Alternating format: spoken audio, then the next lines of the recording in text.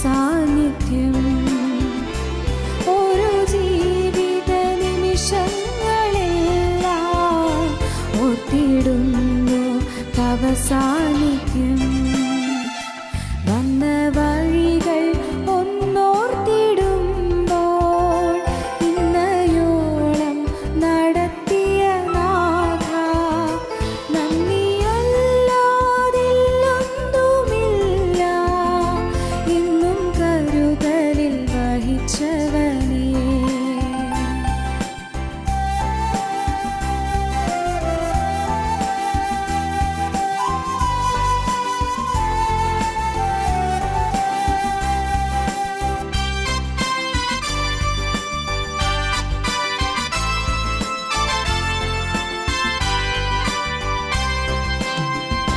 മനോവ്യഥകൾ നീ എന്നും കണ്ടു, മനസ്സലിഞ്ഞു ദയ കാട്ടി നീ.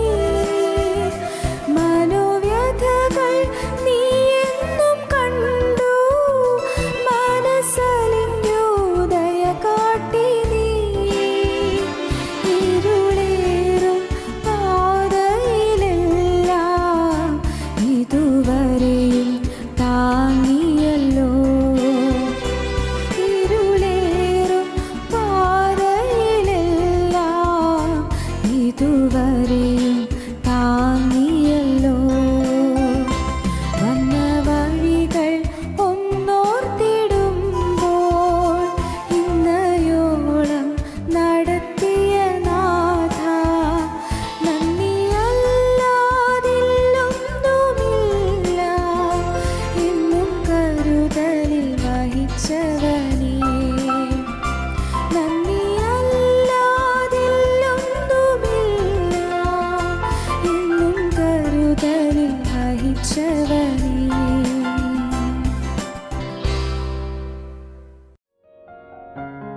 ഞങ്ങളും ക്രൂശിക്കപ്പെട്ട ക്രിസ്തുവിനെ പ്രസംഗിക്കുന്നു. കോരിന്ത്യർക്ക് എഴുതിയ രണ്ടാമത്തെ ലേഖനം 4-ാം അധ്യായം 17-ാമത്തെ വാക്യം. നൊടി നേരത്തേക്കുള്ള ഞങ്ങളുടെ ലഘുവായ കഷ്ടം അത്യന്തം അനവധിയായി തേജസ്സിൻ്റെ നിത്യഘനം ഞങ്ങൾക്ക് കിട്ടുവാൻ ഹേതുവാകുന്നു. കാണുന്നതിനെ അല്ല, കാണാത്തതിനെ അത്രേ ഞങ്ങൾ നോക്കിക്കൊണ്ടിരിക്കുന്നു. കാണുന്നത് താൽക്കാലികം, കാണാത്തതോ നിത്യം. നൊടി നേരത്തേക്കുള്ള ഞങ്ങളുടെ ലഘുവായ കഷ്ടം അത്യന്തം അനവധിയായി തേജസ്സിൻ്റെ നിത്യഘനം ഞങ്ങൾക്ക് കിട്ടുവാൻ ഹേതുവാകുന്നു. നൊടി നേരത്തേക്കുള്ള ലഘുവായ കഷ്ടം. പ്രിയപ്പെട്ടവരെ, കഷ്ടതകളിലൂടെ ദുരിതങ്ങളിലൂടെ മനുഷ്യൻ നീങ്ങിക്കൊണ്ടിരിക്കുകയാണ്. ആപത്തുകൾ ജീവിതത്തെ വലയം ചെയ്യുന്നുണ്ട്. അനേകം അനർത്ഥങ്ങൾ ജീവിതത്തിൽ വന്ന് ഭവിക്കുന്നുണ്ട്. അത്യാഹിതങ്ങൾ നമ്മെ ഞെരുക്കുന്നുണ്ട്. സ്നേഹിതരെ, നമ്മുടെ ജീവിതത്തിൽ സമാധാനം ക്രിസ്തു തരുന്നതാണ് നമുക്കുള്ള ഏക ആശ്വാസം. ലോകത്തിൽ നിങ്ങൾക്ക് കഷ്ടമുണ്ട്, എങ്കിലും ധൈര്യപ്പെടുവീൻ, ഞാൻ ലോകത്തെ ജയിച്ചിരിക്കുന്നു എന്നാണ് കർത്താവ് പറഞ്ഞത്. കർത്താവിൻ്റെ ഒടുവിലത്തെ പ്രസംഗത്തിൽ പരസ്യ ശുശ്രൂഷയുടെ അവസാന നാളുകളിൽ ക്രൂസിലേക്ക് പോകുന്നതിന് തൊട്ട് മുൻപ് തൻ്റെ പ്രിയപ്പെട്ട ശിഷ്യന്മാർ 11 പേരെ മാത്രം കൂട്ടി ഇരുത്തിക്കൊണ്ട് കർത്താവ് പറഞ്ഞ ഒടുവിലത്തെ പ്രസംഗം ഉപസംഹാരവാക്യം അങ്ങനെയാണ്: ലോകത്തിൽ നിങ്ങൾക്ക് കഷ്ടമുണ്ട്, എങ്കിലും ധൈര്യപ്പെടുവീൻ, ഞാൻ ലോകത്തെ ജയിച്ചിരിക്കുന്നു. യോഹന്നാന്റെ സുവിശേഷം 16-ാം അധ്യായം 33-ാം വാക്യം അങ്ങനെയാണ്: ലോകത്തിൽ നിങ്ങൾക്ക് കഷ്ടമുണ്ട്, എങ്കിലും ധൈര്യപ്പെടുവീൻ, ഞാൻ ലോകത്തെ ജയിച്ചിരിക്കുന്നു. ഇയ്യോബിൻ്റെ ജീവിതത്തിൽ കഷ്ടപ്പാടുണ്ടായി, ആപത്തുകൾ ധാരാളം ഉണ്ടായി. മക്കളെല്ലാവരും 7 പുത്രന്മാരും 3 പുത്രിമാരും അവർ ഒരു ദിവസം തന്നെ അത്യാഹിതത്തിൽ ഒരുമിച്ച് മരിച്ചു. മാത്രമോ എല്ലാ സമ്പത്തും നഷ്ടപ്പെട്ടു. സാത്താൻ അസൂയാലുവായിരുന്നു. എന്നാൽ പ്രിയപ്പെട്ടവരെ, ഇത്ര കൊണ്ടൊന്നും സാത്താന് മതി വരുന്നില്ല. കഷ്ടപ്പാട് വന്നപ്പോൾ യോബ് പറയുന്നത്, യഹോവ തന്നു, യഹോവ എടുത്തു, യഹോവയുടെ നാമം വാഴ്ത്തപ്പെടുമാറാകട്ടെ എന്നാണ്. ഇയ്യോബ് തളർന്നില്ല, ഇയ്യോബ് വാടിയില്ല. ഇയ്യോബിൻ്റെ പുസ്തകം 1-ാം അധ്യായത്തിൻ്റെ 21-ാം വാക്യം അങ്ങനെയാണ് പറയുന്നത്: ഇയ്യോബ് അത്യന്തം വേദനിച്ച് ദൈവത്തെ നമസ്കരിച്ച് സാഷ്ടാംഗം വീണ് നമസ്കരിച്ചുകൊണ്ട് പറയുകയാണ്, നഗ്നനായി ഞാൻ എൻ്റെ അമ്മയുടെ ഗർഭത്തിൽ നിന്ന് പുറപ്പെട്ടു വന്നു, നഗ്നനായി തന്നെ മടങ്ങിപ്പോകും. യഹോവ തന്നു, യഹോവ എടുത്തു, യഹോവയുടെ നാമം വാഴ്ത്തപ്പെടുമാറാകട്ടെ. ഇതിലൊന്നിലും ഇയ്യോബ് പാപം ചെയ്യുകയോ ദൈവത്തിൻ്റെ ഭോഷത്വം ആരോപിക്കുകയോ ചെയ്തില്ല. കഷ്ടപ്പാട് വന്നു, ദുരിതം വന്നു, വലിയ കെടുതികൾ വന്നു. ഇയ്യോബ് പാപം ചെയ്തില്ല. പിശാചിനൊന്നേ വേണ്ടൂ, ഇയ്യോബിന് പാപം വരണം. നമ്മുടെ ജീവിതത്തിൽ ദുരിതങ്ങൾ വരുമ്പോൾ നാം ദൈവത്തോട് പരിഭവിക്കുകയാണെങ്കിൽ പാപം വരും. നാം ദൈവത്തോട് അനുസരണക്കേട് കാണിക്കുകയാണെങ്കിൽ പാപം വരും. ദൈവത്തോട് മത്സരിക്കുകയാണെങ്കിൽ പാപം വരും. നമുക്ക് നിരാശ വരികയാണെങ്കിൽ പാപം വരും. അതാണ് സാത്താൻ ആഗ്രഹിച്ചത്. പക്ഷേ ഇയ്യോബിന് പാപം വന്നില്ല. യഹോവ തന്നു, യഹോവ എടുത്തു, യഹോവയുടെ നാമം വാഴ്ത്തപ്പെടുമാറാകട്ടെ.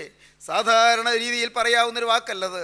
എന്തോ ഒരാഴമേറിയ സമർപ്പണമാണ്, എന്തോ ഒരാഴമേറിയ ആത്മീയ വീക്ഷണമാണ്. എന്നാൽ സാത്താനുണ്ടോ പിന്മാറുന്നു, അവനുണ്ടോ തോറ്റുമാറുന്നു.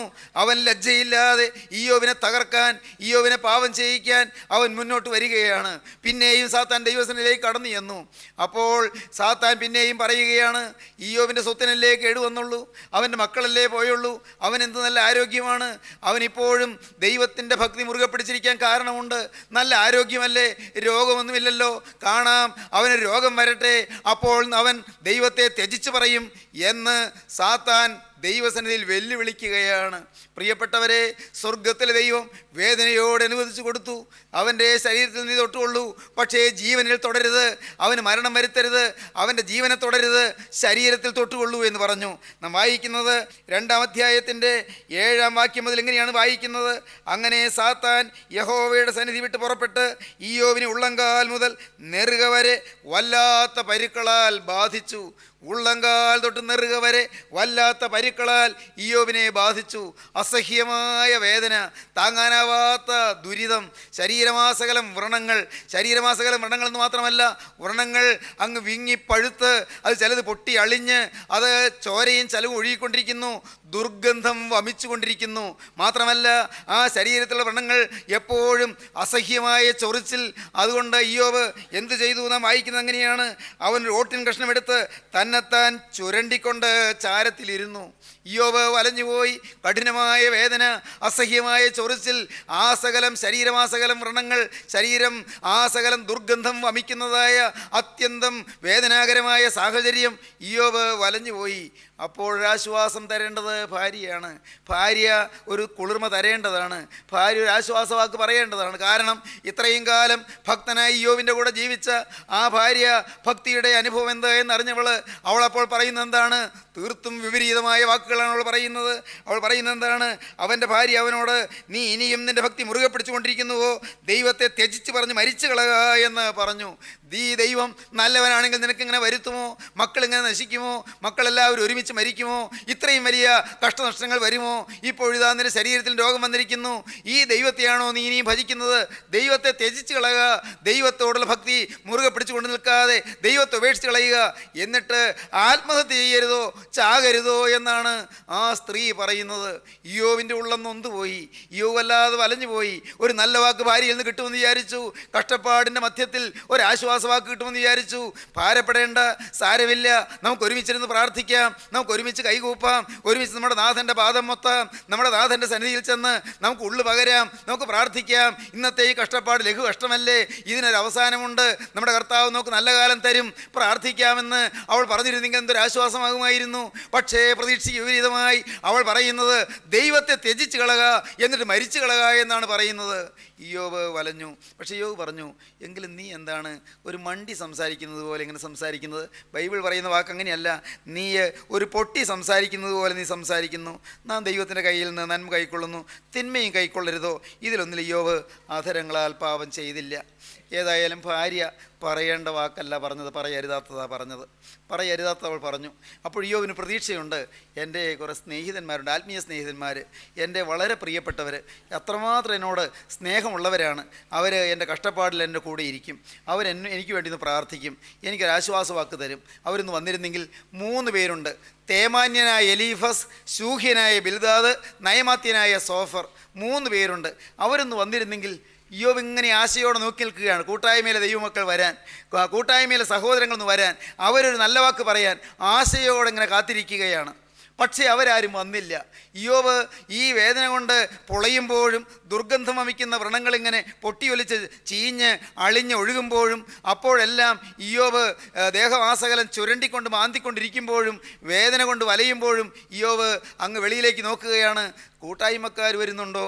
സ്നേഹിതന്മാർ വരുന്നുണ്ടോ? ആത്മീയ സഹോദരങ്ങൾ വരുന്നുണ്ടോ? ആശയോടെ നോക്കുകയാണ്. ഉണ്ടല്ലോ, അവർ വരുന്നുണ്ട്. ഭാഗ്യം. ഇയ്യോബിന് വലിയ പ്രതീക്ഷയായി. ഭാര്യ എഴുതാത്തത് പറഞ്ഞാലും ഇവരെന്നോട് കൂടെ ഇരുന്ന് നല്ല വാക്ക് പറയും, എനിക്കൊരാശ്വാസം തരും. ഇയ്യോബ് പ്രതീക്ഷയോടെ ഇരിക്കുകയാണ്. പ്രിയപ്പെട്ടവരെ, എന്താണ് ഉണ്ടായത്? അവർ വന്നിട്ട് they were silent for 7 days. 7 ദിവസത്തേക്ക് മൗനമായിരുന്നു. പറയേണ്ടത് അവർ പറഞ്ഞില്ല. അസഹ്യമായ അനുഭവങ്ങൾ താങ്ങാൻ വയ്യ. ദൈവജനമേ, നിങ്ങളോട് പറയട്ടെ, പറയരുതാത്തത് പറയുന്നവർ നിങ്ങളുടെ ചുറ്റുമുണ്ട്, പറയേണ്ടത് പറയാത്തവർ നിങ്ങളുടെ ചുറ്റുമുണ്ട്. ദൈവത്തിൻ്റെ വലിയ നാമം മഹത്വപ്പെടട്ടെ. പറയരുതാത്തത് പറയും, പറയേണ്ടത് പറയുന്നില്ല. എങ്കിലും ദൈവവൈതലേ, ഇങ്ങനെ വിരുദ്ധ സാഹചര്യങ്ങൾ തെറുത്തുയർന്നു വരുമ്പോഴും ധൈര്യത്തോടെ നിൽക്കാൻ നിനക്ക് കഴിയുമോ? കഴിയും. എപ്പോൾ? നൊടി നേരത്തേക്കുള്ള ലഘുകഷ്ടമെന്ന് നീ കണ്ടാൽ മാത്രം മതി. അതൊരു ആത്മീയ വീക്ഷണമാണ്. ഇത് തൽക്കാലത്തേക്ക് മാത്രമുള്ളൊരു ദുരിതം. വലിയൊരു തേജസ്സിൻ്റെ നിത്യഘനം അത്യന്തം അനവധിയായി എനിക്ക് ലഭിക്കാൻ പോകുന്നു. വെളിപ്പെടുവാനൊരു തേജസ്സുണ്ട്. നിത്യജീവനിലേക്ക് ചെല്ലുമ്പോൾ അവിടെ രോഗമില്ല. നിത്യസ്വർഗത്തിലേക്ക് ചെല്ലുമ്പോൾ അവിടെ യാതനയില്ല, അവിടെ കണ്ണുനീരില്ല, അവിടെ പ്രലപനങ്ങളില്ല, അവിടെ ആക്രന്ദനങ്ങളില്ല, അവിടെ കരച്ചിലുകളില്ല, അവിടെ ദുരിതങ്ങളില്ല, അവിടെ കഷ്ടപ്പാടുകളില്ല, അവിടെ എതിർപ്പുകളില്ല. അവിടെ എന്തോ ഒരു സൗഭാഗ്യം, എന്തോ ഒരു സമാധാനം, എന്തോ ഒരു സന്തോഷം, ആഹ്ലാദത്തിൻ്റെ ആരവാരവും സന്തോഷത്തിൻ്റെ സ്തുതിഘോഷവും ജീവനുള്ള ദൈവത്തിൻ്റെ ആരാധനയുടെ സൗകുമാര്യവും നിറഞ്ഞ ആ സ്വർഗീയ അന്തരീക്ഷത്തിലേക്കല്ലയോ ഞാൻ ചെല്ലുന്നത്? ദൈവവൈതലേ, നമ്മുടെ ജീവിതത്തിൽ എതിർപ്പുകൾ വരുമ്പോൾ, മറ്റുള്ളവരിൽ നിന്ന് കുറ്റപ്പെടുത്തലുകളും ഒറ്റപ്പെടുത്തലുകളും വരുമ്പോൾ തളരല്ലേ, നാം നിരാശപ്പെടല്ലേ, ആരും ഭാരപ്പെടല്ലേ. ഓർക്കുക, അടിക്കടി ദുരിതം വരുമ്പോഴും തളരല്ലേ. നൊടി നേരത്തേക്കുള്ള ലഘുവായ കഷ്ടം മറക്കല്ലേ. നൊടി നേരത്തേക്കുള്ള ലഘുവായ കഷ്ടം. Suffering heart, suffering life. പ്രിയപ്പെട്ടവരെ, സഫറിങ് ലൈഫ്, സഫറിങ് ഹാർട്ട്. വലയുന്നവരാരല്ല? യുവാക്കളെ കേൾക്കുന്നുണ്ട്. ദുരിതത്തിൽ ഉഴലുന്നവർ, ജീവിതമാകെ നിരാശയിൽ വലയുന്നവർ, മരിച്ചാൽ മതിയെന്ന് ഓർക്കുന്നവർ, ഒരിറ്റ് സ്നേഹത്തിന് വേണ്ടി ഉള്ളം കേഴുന്നവർ. എൻ്റെ ദൈവമേ, ഒരിറ്റ് സ്നേഹം കിട്ടിയിരുന്നെങ്കിൽ ദൈവത്തിൻ്റെ വലിയ നാമം മഹത്വപ്പെടട്ടെ. ജീവിതമാകെ സ്നേഹത്തിന് വേണ്ടി കൊതി പൂണ്ട് കഴിയുന്നവർ, ഭർത്താവിൻ്റെ സ്നേഹത്തിന് വേണ്ടി കൊതിക്കുന്നവർ, ഭാര്യയുടെ ഒരു കരുണയ്ക്ക് വേണ്ടി കൊതിക്കുന്നവർ, മക്കളുടെ ഒരു സ്നേഹത്തിന് വേണ്ടി കൊതിക്കുന്നവർ, മാതാപിതാക്കളുടെ വാത്സല്യത്തിന് വേണ്ടി ദാഹിക്കുന്നവർ, വാത്സല്യത്തിന് വേണ്ടി വിശന്ന് പൊരിയുന്നവർ. ഭക്ഷണത്തിൻ്റെ വിശപ്പിനേക്കാൾ വലുതാണ് സ്നേഹത്തിൻ്റെ വിശപ്പ്. സഹോദരങ്ങളെ, ഭക്ഷണത്തിൻ്റെ പട്ടിണിയേക്കാൾ വലുതാണ് സ്നേഹത്തിൻ്റെ പട്ടിണി. നിങ്ങളുടെ ജോലി സ്ഥലത്ത് നിങ്ങൾക്ക് സ്നേഹം കിട്ടുന്നില്ല, കൂട്ടുകാരിൽ നിന്ന് സ്നേഹം കിട്ടുന്നില്ല. നിങ്ങൾ അങ്ങോട്ട് ഉപകാരം ചെയ്തു, പക്ഷേ ഇങ്ങോട്ട് ഉപകാരം കിട്ടുന്നില്ല, സ്നേഹം കിട്ടുന്നില്ല. പ്രിയപ്പെട്ടവരെ, സ്വന്തം കുടുംബത്തിൽ സ്നേഹം കിട്ടുന്നില്ല. ഞാനങ്ങ് വഴിമാറി കൊടുക്കുകയല്ലേ നല്ലത്? അദ്ദേഹം സുഖമായിട്ട് ജീവിച്ചു കൊള്ളട്ടെ, അല്ല അവൾ സുഖമായിട്ട് കഴിഞ്ഞു കൊള്ളട്ടെ, ഞാൻ എന്തിനു വഴിമുടക്കി നിൽക്കണം? ഞാനങ്ങ് മാറിയേക്കാം, ഞാനങ്ങ് മരിച്ചേക്കാം. ഇങ്ങനെ ചിന്തിക്കുന്നവരില്ലേ പ്രിയപ്പെട്ടവരെ? ഈ കടഭാരത്തിൽ ഞാൻ എന്തിനു വലയണം? അങ്ങ് ജീവിതം ഒടുക്കുകയല്ലേ നല്ലത് എന്ന് ചിന്തിക്കുന്നവരില്ലേ? ദൈവവൈതലേ, ഈ ചിന്തകളെല്ലാം പൈശാചിക ചിന്തകളാണ്. ആത്മഹത്യാ പ്രവണതകളെല്ലാം സാത്താന്യ ബാധകളാണ്, അത് ഭൂതബാധകളാണ്. നിത്യനരകത്തിൻ്റെ ഭീകര തീപ്പൊയ്യിലേക്ക് നിങ്ങളെ നയിച്ചു കൊണ്ടുപോകുവാനുള്ള പിശാചിൻ്റെ തന്ത്രങ്ങളും കൗശലങ്ങളും അവൻ്റെ ഉപായങ്ങളുമാണ്. ആ കുടുക്കിൽ നിങ്ങൾ കുടുങ്ങിപ്പോകരുത്, ആ കെണിയിൽ നിങ്ങൾ അകപ്പെട്ടു പോകരുത്. ദൈവത്തിന് സ്തോത്രം. എനിക്ക് ഈ ദുരിതമാണല്ലോ ഉള്ളത്, എന്നുണ്ട് എനിക്കൊരു വിശ്രമം.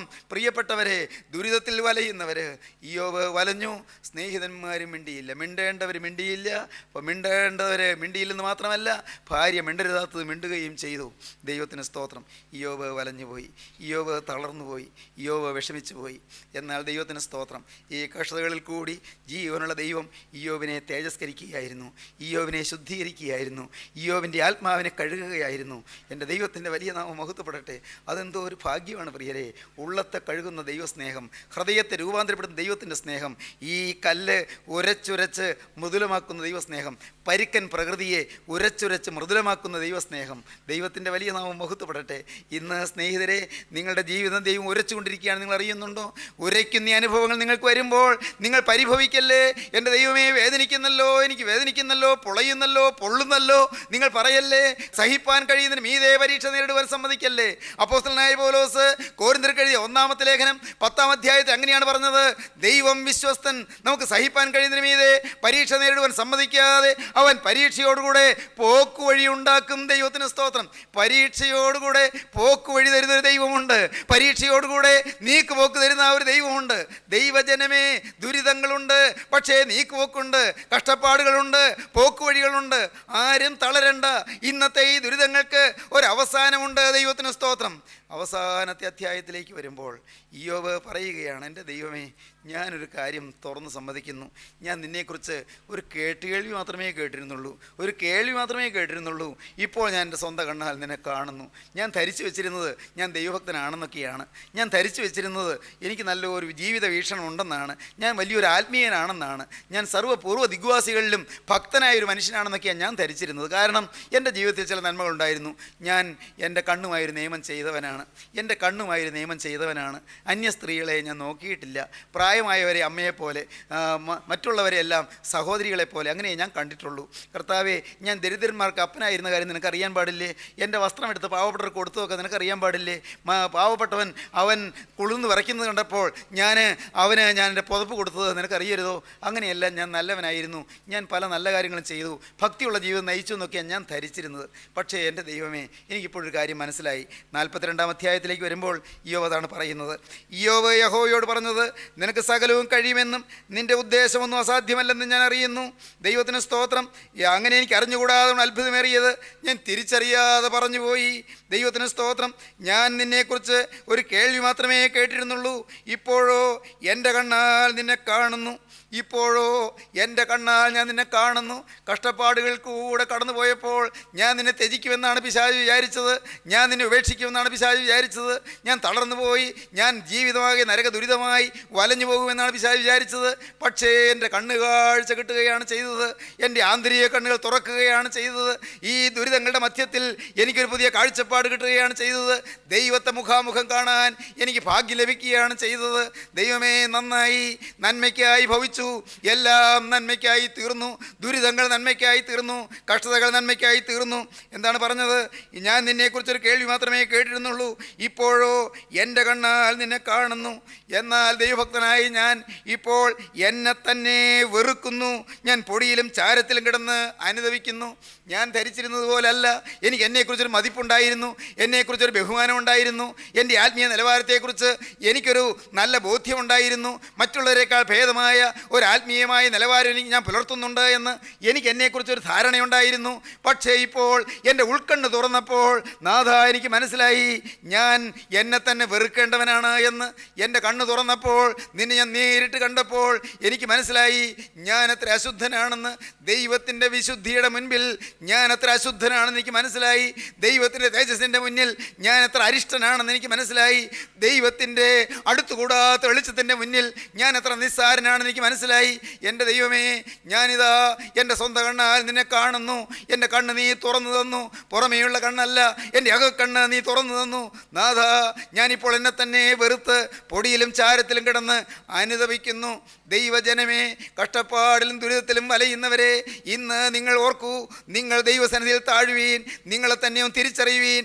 ദൈവത്തിൻ്റെ തേജോമയമായ വിശുദ്ധിയുടെ മുന്നിൽ ഞാൻ എന്തുള്ളൂ എന്ന് നിങ്ങളൊന്ന് കണ്ടെത്തുവീൻ. നാം എല്ലാം മനുഷ്യരാണ്, നാം എല്ലാം പാപികളാണ്, നാം എല്ലാം നിസ്സാരരാണ്, നാം എല്ലാം സാധുക്കളാണ്. പ്രിയപ്പെട്ടവരെ, നാം ആരെങ്കിലും ഊതിയാൽ പറന്നു പോകാനുള്ള ബലമേ നമുക്കകത്തുള്ളൂ. ദൈവത്തിൻ്റെ വലിയ നാമം മഹത്വപ്പെടട്ടെ. എന്നാൽ ദൈവത്തിന് സ്തോത്രം, ദൈവം ഉന്നതനാണ്, അവൻ യുഗങ്ങളുടെ പാറയാണ്. ദൈവത്തിന് സ്തോത്രം, അവൻ ആദിയില്ലാത്ത ആദിയാണ്, അവൻ അന്തമില്ലാത്ത അന്തമാണ്. Is the beginningless beginning and the endless end. ആദിയില്ലാത്ത ആദിയും അന്തമില്ലാത്ത അന്തവുമാകുന്നു. അവൻ ആദിയും അന്തവുമാകുന്നു. അവൻ ആൽഫയും ഓമേഗയുമാകുന്നു. അവൻ ദാവീദിൻ്റെ വേരും വംശവും ശുഭ്രമായ ഉദയനക്ഷത്രവുമാകുന്നു. അവൻ പൊൻചങ്കോൽ പിടിക്കുന്നവനാകുന്നു, വലങ്കയിൽ 7 പൊന്നക്ഷത്രം പിടിച്ചിരിക്കുന്നവനാകുന്നു, മാറത്ത് പൊൻകച്ച കെട്ടിയവനാകുന്നു, ഉലയിൽ ചുട്ടുപഴിപ്പിച്ച വെള്ളോടിന് സദൃശമായ കാലുകളോട് കൂടിയവനാകുന്നു, അരയിൽ ഊഫാസ്തംഗം അവൻ ധരിച്ചിരിക്കുന്നവനായി ആകുന്നു. പ്രിയപ്പെട്ടവരെ, അവൻ തേജോമകനാകുന്നു.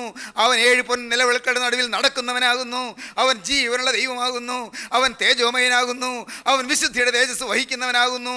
അവൻ അടുത്തുകൂടാത്ത വെളിച്ചത്തിൽ വസിക്കുന്നവനാകുന്നു. ക്രോബേന്മാർ വിറയലോടെ ആരാധിക്കുന്നവനാകുന്നു. സ്രോപ്പേന്മാർ 6 ആഴ്ചകളുള്ള സ്രോപ്പേന്മാർ 2 ചിറക് കൊണ്ട് മുഖം മൂടി, 2 ചിറക് കൊണ്ട് പറന്നു നിന്ന്, 2 ചിറക് കൊണ്ട് കാല് മൂടി ദൈവത്തെ ആരാധിക്കുന്ന യഹോവയായ ദൈവം പരിശുദ്ധൻ പരിശുദ്ധൻ പരിശുദ്ധൻ എന്ന് ആഘോഷിച്ച് ആരാധിക്കുന്ന തേജോമയനാകുന്നു. ദൈവ പൈതലേ, അവൻ്റെ സന്നിധിയിൽ നീ എന്തുള്ളൂ? നീ അല്പപ്രാണിയല്ലോ, നീ നിസ്സാരനല്ലോ. നീ നിന്റെ ബുദ്ധി കൊണ്ടൊന്നും വിശകലനം ചെയ്യണ്ട. ഒന്ന് മാത്രം നീ അറിയൂ മകനെ, ഒരേ ഒരു കാര്യം മാത്രം നീ അറിയൂ മകളെ. നിന്റെ ജീവിതത്തിലെ കഷ്ടപ്പാട് മാറ്റാൻ യേശു ക്രിസ്തുവിന് കഴിയും. അതിനത്രേ അവൻ കുരിശിൽ കഷ്ടതയേറ്റത്, അതിനാണ് അവൻ കുരിശിൽ യാതനയേറ്റത്. അവൻ്റെ കൈ ആണിയടിച്ച് തകർക്കപ്പെട്ടത്, അവൻ്റെ കാലുകൾ കാരിരുമ്പാണികൾ കൊണ്ട് തറച്ചത്, അവൻ്റെ ശിരസിൽ മുൾമുടി വെച്ചത്, അവൻ്റെ പുറത്തേക്ക് ചാട്ടവാറ് കൊണ്ട് കൈ 2 മുകളിലോട്ട് കെട്ടിയിട്ടിട്ട് ആ തൂണിലേക്ക് അവൻ്റെ ശരീരവും കെട്ടിയിട്ടിട്ട് 2 വശത്ത് നിന്ന് പടയാളികൾ ചാട്ടവാറ് കൊണ്ട് ആഞ്ഞടിച്ചത്, പുറം ഒഴുചാല് പോലെ കീറിയത് എൻ്റെ കഷ്ടത മാറ്റാനാണ്. മകനെ, നിന്റെ ദുരിതം മാറ്റാനാണ്. മകളെ, നിന്റെ വേദന മാറ്റാനാണ്. യൗവനക്കാരാ, നിന്നെ ഒരു പുതിയ സൃഷ്ടിയാക്കാനാണ്. സ്നേഹിത, നിനക്കൊരു പുതിയ ജീവിതം തരാനാണ്. പ്രിയ മകളെ, നിന്നെ അനുഗ്രഹിപ്പാനാണ്. അവനിതാ ശാപഗ്രസ്തരെ പോലെ കുരിശിലേറിയത്. അവൻ നമുക്ക് വേണ്ടി ശാപമായി തീർന്നിരിക്കുകയാണ്. ഇന്ന് ഈ വാക്കുകൾ നിങ്ങൾ കേൾക്കുമ്പോൾ അവനെ നിങ്ങളൊന്ന് കാണുവീൻ, അവനെ നിങ്ങളൊന്ന് ശ്രദ്ധിച്ചു നോക്കുവീൻ. ദൈവത്തിൻ്റെ വലിയ നാമം മഹത്വപ്പെടട്ടെ. വിശ്വാസത്തിന് നായകനും പൂർത്തി വരുത്തുന്നതിനുമായ യേശുവിനെ നോക്കുവീൻ. അവനത്രേ നമ്മുടെ നാഥൻ, അവനത്രേ നമ്മുടെ നായകൻ, അവനത്രേ കുരിശിന്മേൽ ജയമേറ്റവൻ, അവനത്രേ സാത്താന്റെ തല തകർത്തവൻ. അവനാണ് കുരിശിന്മേൽ വെച്ച് പൈശാചികന്റെ മേൽ ജയോത്സവം കൊണ്ടാടിയവൻ. അവനാണ് പാപത്തെ കുരിശിൽ തറച്ചവൻ. അവനാണ് മകനെ നിന്റെ പാപം പോക്കുവാൻ കുരിശിൽ വേദനയേറ്റവൻ. ദൈവവൈതലേ, അവനാണ് നിന്റെ പാപത്തെയെല്ലാം ഏറ്റുവാങ്ങിയവൻ. അവനിതാ നിന്റെ അരികിൽ കെഞ്ചിക്കൊണ്ട് നിൽക്കുന്നു. മകനെ, നിന്റെ ഹൃദയം എനിക്ക് തരിക. എൻ്റെ മകളെ, നിന്റെ ഹൃദയം എനിക്ക് തരിക. മനുഷ്യൻ കഷ്ടതയ്ക്കായി ജനിച്ചിരിക്കുന്നു. സ്ക്രിപ്ചറൽ ഹാർട്ട്, ആ കഷ്ടത അനുഭവിക്കുന്ന ഹൃദയം. എന്നാൽ കഷ്ടത മാറ്റുന്ന ഒരു ദൈവമുണ്ട്, ദുരിതം മാറ്റുന്ന ഒരു ദൈവമുണ്ട്. വിളിച്ചപേക്ഷിപ്പീൻ, എല്ലാ യാതനകളും മാറ്റി പുതുജീവിതം അവൻ നിനക്ക് തരും. ദൈവത്തിൻ്റെ വലിയ നാമം മഹത്വപ്പെടട്ടെ. എല്ലാ കഷ്ടപ്പാടും മാറ്റി പുതിയ സമാധാനം അവൻ നിനക്ക് തരും. അവൻ പറഞ്ഞിട്ട് പോയത് എന്താണെന്നോ? സമാധാനം ഞാൻ നിങ്ങൾക്ക് തന്നേച്ചു പോകുന്നു, എൻ്റെ സമാധാനം ഞാൻ നിങ്ങൾക്ക് തരുന്നു. ലോകം തരുന്നത് പോലെ അല്ല ഞാൻ നിങ്ങൾക്ക് തരുന്നത്. ഓ, എൻ്റെ ദൈവത്തിന് സ്തോത്രം. നിങ്ങളുടെ ഹൃദയം കലങ്ങരുത്, ഭ്രമിക്കുകയും അരുത്. Let not your heart be troubled. ദൈവത്തിന് സ്തോത്രം. നിങ്ങളുടെ ഹൃദയം കലങ്ങരുത്, ഭ്രമിക്കുകയും അരുത്. Let not your heart be troubled. നിങ്ങളുടെ ഹൃദയം കലങ്ങിപ്പോകരുത്. ദൈവത്തിന് സ്തോത്രം. Be not afraid. നിങ്ങൾ ഭയപ്പെട്ടു പോകരുത്. വേദപുസ്തകം വായിക്കുമ്പോൾ, പുതിയ നിയമം വായിച്ചു വരുമ്പോൾ 3 വാക്കുകൾ തെളിഞ്ഞ് തിളങ്ങിക്കാണാം. എന്താണെന്നോ? 1, കരയരുത്, കരയണ്ട. 2, ഭയപ്പെടേണ്ട. 3, നിങ്ങൾക്ക് സമാധാനം. ദൈവത്തിന് സ്തോത്രം. ഈ 3 വാക്കുകൾ എന്ന് ഉരുവിടണം. പ്രിയപ്പെട്ടവരെ, 23-ാം സങ്കീർത്തനം എന്നും നിങ്ങൾ വായിക്കണം. ദൈവത്തിന് സ്തോത്രം. ഉള്ളത്തെ തണുപ്പിക്കുന്ന നിത്യനായ ദൈവത്തിൻ്റെ സ്നേഹം. യഹോവ എൻ്റെ ഇടയനാകുന്നു, എനിക്ക് മുട്ടുണ്ടാകുകയില്ല. പച്ചയായ പുൽപ്പുറങ്ങളിൽ അവൻ എന്നെ കിടത്തുന്നു, സ്വസ്ഥതയുള്ള വെള്ളത്തിൻ്റെ അരികത്തേക്ക് എന്നെ നടത്തുന്നു. എൻ്റെ പ്രാണനെ അവൻ തണുപ്പിക്കുന്നു, തിരുനാമ നിമിത്തം എന്നെ നീതിപാതകളിൽ നടത്തുന്നു. ഹല്ലേലൂയ. ദൈവത്തിന് സ്തോത്രം. പ്രിയപ്പെട്ടവരെ, ജീവനുള്ള ദൈവം നമ്മെ നടത്തുന്ന ദൈവമാണ്, നമ്മെ കാക്കുന്ന ദൈവമാണ്, നമ്മെ പോറ്റുന്ന ദൈവം ദൈവമാണ്, നമ്മെ തളരാതെ സൂക്ഷിക്കുന്ന ദൈവമാണ്. നാളെ വരെ വന്ന യാതനകളെല്ലാം ഏറ്റെടുക്കുവാൻ കുരിശും പേറി ഗോകുൽത്തായിലേക്ക് പോയവനിതാ നിങ്ങളുടെ അരികത്തേക്ക് മന്ദം മന്ദം നടന്നു വരുന്നു. നിങ്ങളുടെ സമീപത്ത് കൂടി അവൻ നടക്കുന്നു. നിങ്ങളുടെ വീടിൻ്റെ അരികത്തേക്ക് അവൻ വരുന്നു. നിങ്ങളുടെ വീടിൻ്റെ മുറിയിലേക്ക് അവൻ വരുന്നു. മകനെ, നിന്റെ അരികത്തേക്ക് അവൻ വന്ന്, മകളെ, നിന്റെ സമീപത്ത് വന്ന് അവൻ്റെ ആണിപ്പാടുള്ള കരം നിന്റെ നേരെ നീട്ടിയിരിക്കുന്നു. ആ തൃക്കരത്തിലേക്ക് നിന്റെ ജീവിതം വെച്ചു കൊടുക്കൂ. നിന്റെ ഭാവി ഏൽപ്പിച്ചു കൊടുക്കൂ. ഭാവി ശോഭനമാകട്ടെ, ഭാവി സുന്ദരമാകട്ടെ, ഭാവി ഐശ്വര്യപ്രദമായി തീരട്ടെ, ഭാവി ഭാസുരമാകട്ടെ, ഭാവി സന്തോഷ സമൃദ്ധമാകട്ടെ, കഷ്ടപ്പാടുകൾ മാറട്ടെ, ദുരിതങ്ങൾ തീരട്ടെ, സ്വർഗത്തിന്റെ അത്ഭുത കൃപകൾ നിങ്ങളുടെ മേൽ പകരട്ടെ, പാപശാപങ്ങൾ മാറട്ടെ, പാപബന്ധനങ്ങൾ അഴിയട്ടെ, പൈശാചിക ബാധകൾ മാറട്ടെ, ദൈവനാമം മഹത്വപ്പെടട്ടെ, യേശുക്രിസ്തുവിന്റെ തിരുരക്തം നിങ്ങളെ കഴുകട്ടെ. യേശുവിന്റെ തിരുരക്തം സകല പാപവും പോക്കി ശുദ്ധീകരിക്കും തിരുരക്തം ഇന്ന് ഈ സമയം നിങ്ങളെ കഴുകട്ടെ, നിങ്ങളെ തഴുകട്ടെ, നിങ്ങളെ അനുഗ്രഹിക്കട്ടെ. ദൈവത്തിന്റെ നാമം മഹത്വപ്പെടട്ടെ. പ്രാർത്ഥിക്കാം പ്രിയരെ. Hallelujah, hallelujah, hallelujah. കരുണയുള്ള കർത്താവേ, ഈ മഹത്വപൂർണ്ണമായ സുദിനത്തിനായി ഞങ്ങൾ നിന്നെ സ്തുതിക്കുന്നു.